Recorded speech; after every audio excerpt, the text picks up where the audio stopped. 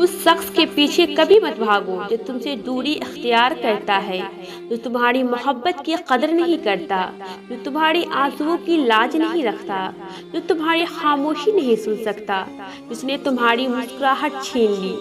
जो शख्स एक दफ़ा तुम्हें छाँव से धूप में लाकर खड़ा कर सकता है, वो दूसरी दफ़ा तुम्हें तकलीफ पहुंचाते हुए झिझकेगा नहीं।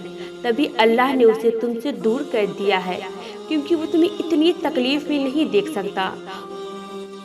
उसे तो तुम्हारी मुस्कुराहट इतनी पसंद है कि उसने तुम्हारा मुस्कुराना सुन्नत करार दिया है। उसको तो तुम्हारी आंख से निकलने वाला एक आंसू भी गवारा नहीं। तुम एक दफ़ा उस पर यकीन रख कर तो देखो, तुम एक दफ़ा उसका इंतखाब तो देख लो। वो कितनी मोहब्बत से तुम्हारे जानिब देखता है, उसकी वो मोहब्बत भरी नज़र महसूस तो करो। दिल नहीं लरसता उसकी मौजूदगी महसूस करके, उसके फैसलों का सुकून महसूस करके तो देखो। ऐसा कभी नहीं होता कि अल्लाह कोई चीज़ तुमसे ले और उसके बदले तुम्हें बेहतर चीज़ से ना नवाजे।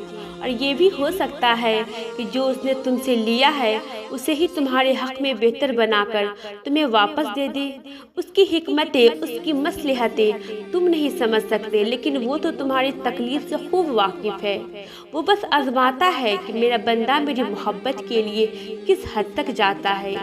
दुआएं, इल्तिजाएं सब वो संभाल कर रखता है और फिर उन जरियों से हमें नवाजता है कि हम देखते रह जाते हैं।